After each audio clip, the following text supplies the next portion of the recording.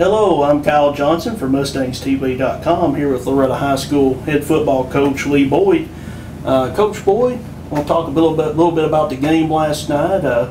Got off to a little bit of a rough start. Yeah, we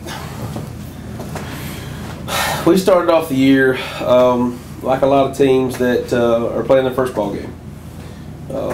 We were a little sloppy, I guess the word you would say. We turned the ball over, kind of underestimated our opponent, but that's my fault. That's my fault. We didn't have them prepared. You know, that's something that you have to do as a coach. You got to coach them up and get them to a point where they're prepared for what they're fixing to do. When they came into the game, they didn't have instant success. And you know, we had our opportunities, but we just didn't capitalize on them right there at the first of the ball game, and it kind of set us back for a second and realized, hey, we're going to have to grind this out. It's not going to be easy. You know, talk is cheap, and that was proven last night. You know, talk is cheap, but the good thing is that was number 1 and not number 10. Exactly. That was number 1. So exactly. Had a really good looking first drive right there. Yeah, we come out of the gate, and of course got the ball, and you know, we did some things like we wanted to right off the bat. You know, we had positive yardage, kind of had them going one direction, and you know, had a key penalty right there with the face mask, and you know, we had a play set up. We caught their safety looking inside real early. You know, that's kind of something we did last year against them, and their safeties get to looking inside of their motion, and we got Zach down the field. And the field was very wet, very wet. It was hard to plan on it. Their coaches said they'd had a bunch of rain, and being on the field, it was choppy. I mean, you can see the sod on the film coming up real bad. In fact, our kickers were having a tough time even planting their foot. They were digging trenches out there. But had a little pressure come off from the edge, which we knew we would have a little pressure, and we threw the ball. Ball sailed a little high and outside on the left. Zach saw something, tried to break it back across the field. He got his feet kind of turned around. You know, obviously it was open, but you know, countless times you're going to see, even at the professional level, sometimes people break away. There's a coverage breakdown. Even at the professional level, sometimes they drop it. Sometimes they don't complete it. In fact, those are the ones that you'll see on SportsCenter. You know, the ones that the ones that are dropped or missed opportunities. Right. You know, we still drove down from that point down inside their territory and coughed it up on a toss play. You know, that's just one of them things that we've done 100 times. We took the snap and turned to throw it, and ball kind of hit behind where Zach was expecting the ball to be at that time. Most of the time that's a forward pass. For some reason that time Zach bubbled it out a little wider, and which is, I mean, we don't tell him not to do that. You don't tell someone like, you know, Zach or Timothy or Corey, for that fact, you don't tell them things like, well, you got to do this exactly, because they're athletes. They're good runners. They're great runners, and we allow them to, you know, to make plays. That's what they do. And it was unfortunate the ball hit the ground. They jumped on it. You know, they drove. We still stalled them out, and they drove down and we stopped them. In fact, had Blake Gearhart played a great game at nose guard. You know, he's a little guy, but you can't block him. You know, he's a little bitty guy. You can't block him, but he come up after that second drive, had a key sack, fumble, picked the ball up. You know, Ryan Kimbrell come up with the fumble, so we got the ball back. You know. We drive down again, have a little reverse inside, and you know, that's pretty much, we went back and forth from 20 to 20. The whole first quarter, we were pretty much commanding what we wanted to do. You know, we were dictating. They weren't really moving it on us. They had, you know, we had some little things happen, and then we get to the second quarter.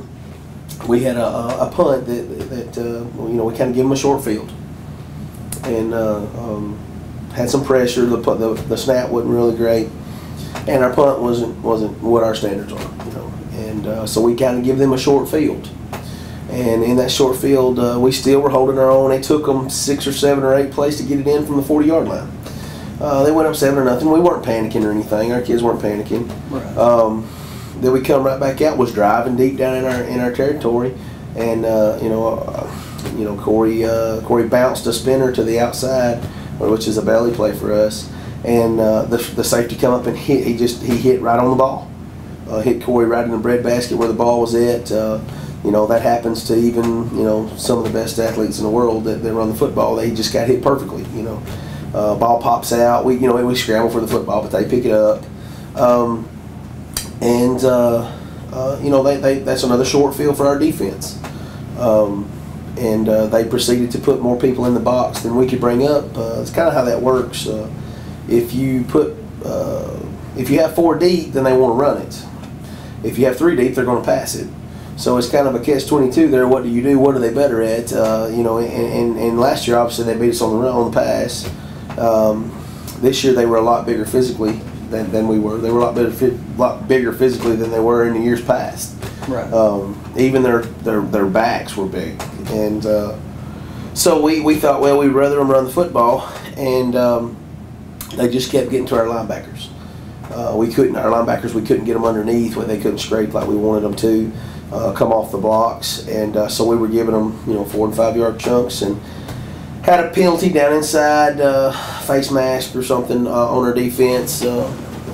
And put them down inside scoring position, and they put another one in. It was 14-0. We weren't panicking yet. We were just kind of, all right, well, we just got to stick it in, stop giving them an opportunity. And so we get the ball back, and I don't know, there's probably 2 minutes left in the ball game, and we end up going 3 and out. We had a drop pass, not a drop pass, but a missed through a receiver, and then had a breakdown in blocking in the front. And just didn't get the first down on the next play. We give them the ball back. Pretty good punt. They had a long field to go, and they aired it out. And we had to do some personnel changes right there, and with some younger kids, just to give some breaks. We got some people going. Some of our secondary goes both ways, and they run a double move over the top on the outside and hit a kid for about a 30-yard gain, and then come back with a big crossing pattern and hit him on a long. It wasn't really a long, what I would call a long, a bomb, I guess you would call it, or anything. It wasn't a vertical pass. It was a crossing pattern that he caught in space and actually caught our safety. He came up and just basically missed the tackle right there. He was broke down, but like I said again, the field was wet. You can see it clearly. He slips when he tries to plant, and the kid breaks it down the sideline, and we're down 20-0. We go in at halftime, and we do things like we do at halftime. We don't come in and lay blame. That's not something that we do as coaches. We come in and try to assess what's going on, make adjustments, and get the kids back in line, for what they're supposed to be doing. And we came out the second half, and we come out fired up, and we moved the football a little bit. They moved the football a little bit, but then they come in and scored. They were up 27-0 or 26-0, and we were moving the football, and then we had an interception where we got some pressure, and that's an issue that's going to come up. We have a new quarterback, and it's his first game starting as a varsity quarterback, and he played a Class A defense right there. The breakdowns that you see aren't for lack of accuracy. It's not for lack of maybe a little, bad decision on his inexperience, because, even any good quarterback, when it's their first time out in that situation, is gonna make a bad decision. I mean, right. Even the best ones do. Peyton Manning makes bad decisions, and he'll tell you that. He made a couple bad throws last night, things that he probably should have tucked the ball and ran. But what's great about it is when he did tuck the ball and ran, he gained 15, 20. I think he had 35 or 40 yards on scrambling. Right. The breakdowns weren't necessarily, inaccuracy or not making his progressions right. It was pressure. Our front, and I lay a lot of blame on that. That's my fault. I'm an old offensive lineman. We've been working with them. We're a little inexperienced at the offensive line. We did lose a great senior offensive line. We lost 2 great tackles and 2 great guards. And they were really, really special kids, really, really strong. They had been there. They were what's the word I'm looking for? They were seasoned, and now we've brought in some really good kids, really good athletes, but they're just a little inexperienced as far as game time, Friday night time, and they were doing some things that they were having a tough time picking up. We've got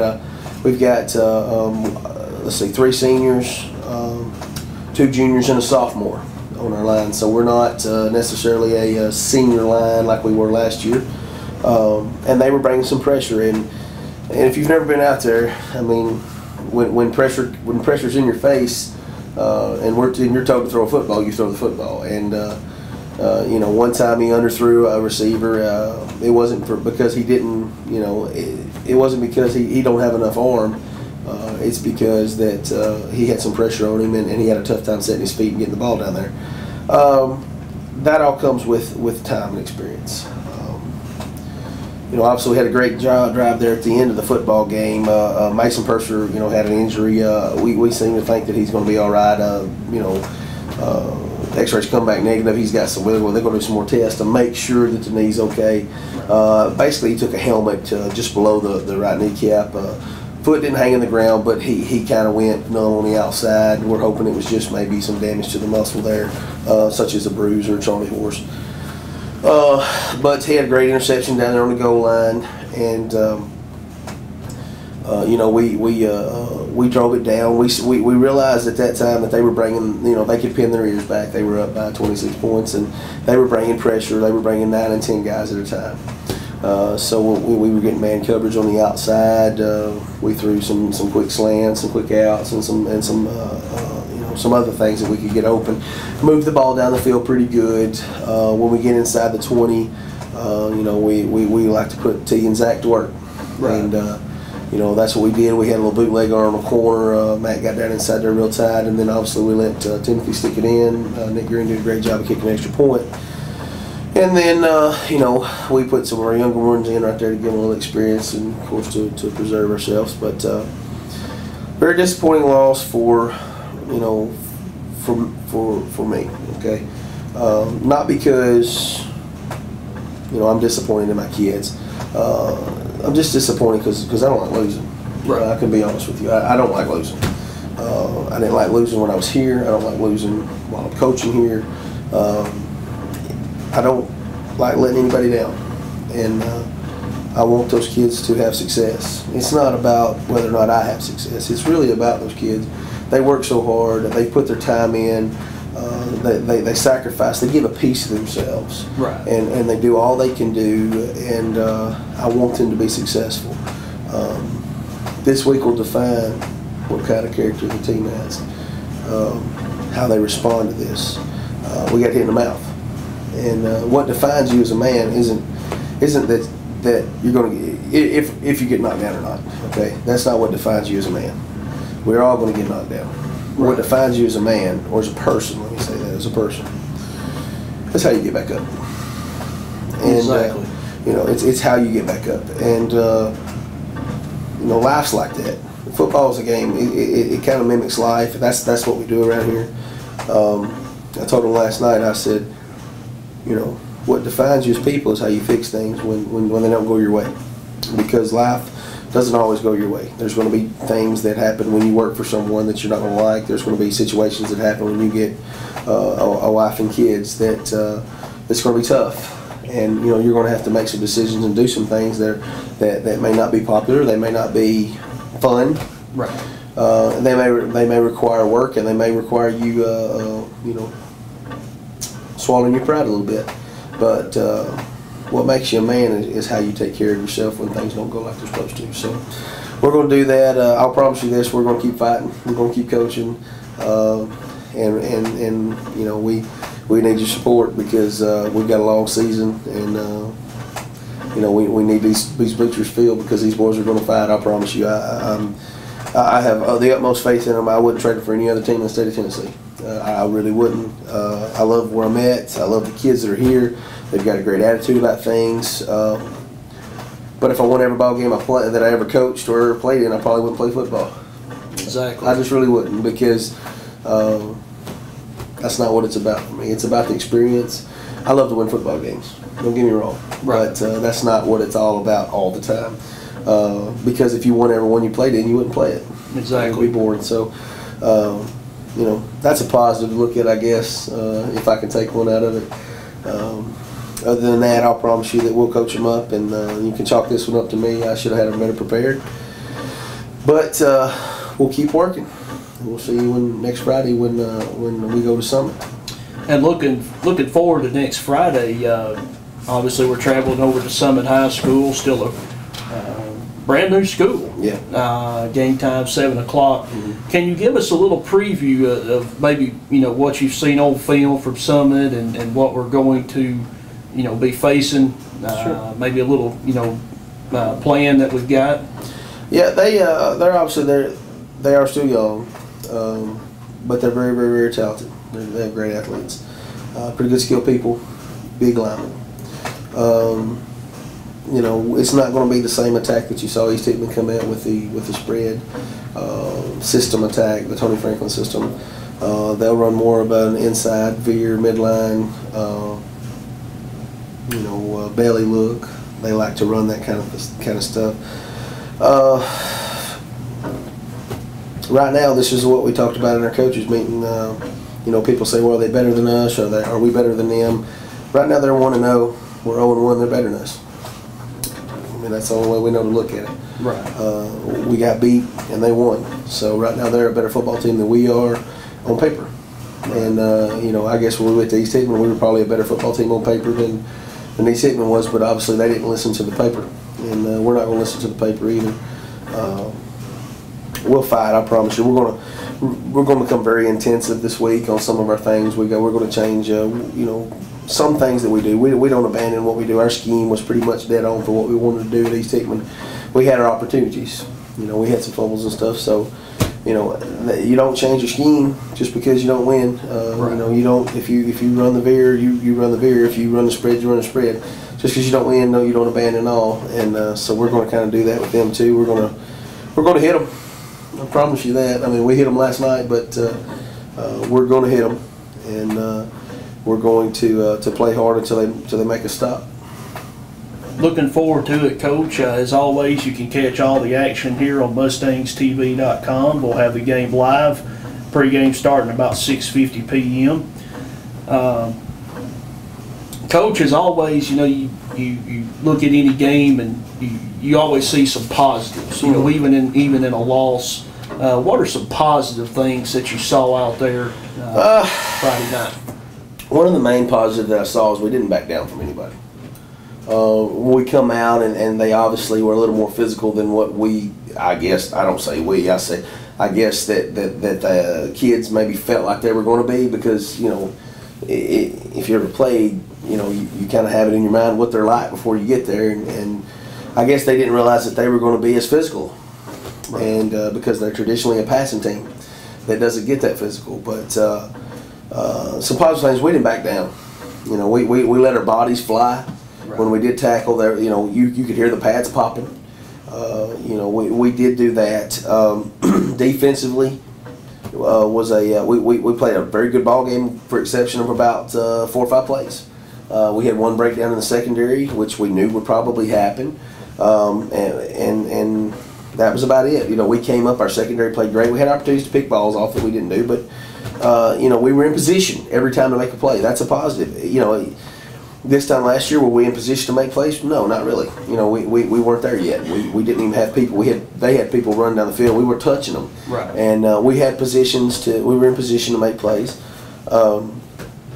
Offensively, obviously we did have some success on our sweeps and our reverses. We moved the football against a really big line. We don't anticipate seeing a line that big, the rest of the season. We really don't. Most of their guys inside were between 260 and 300 pounds. Their offensive line pretty much averaged about 270. So they were a really big crew, and that's a little difficult when we don't quite average that. It means that our backs have to do some things that are special. But all in all, we didn't quit. Everybody wants to move forward right now. that's about all the positives I can come up with right this second. So we got a lot of work to do, obviously, and you know, we don't like losing around here. We don't like losing, and if we did, then we'd have a problem. Absolutely, absolutely. Well, Coach, I appreciate you taking some time out of your day with us and discussing this, and want to thank you, the viewers, for tuning in to Mustangs TV, and we'll be back here next week with Coach Boyd once again, and just want to thank everyone for tuning in. For Mustangs TV, I'm Kyle Johnson. Thank you.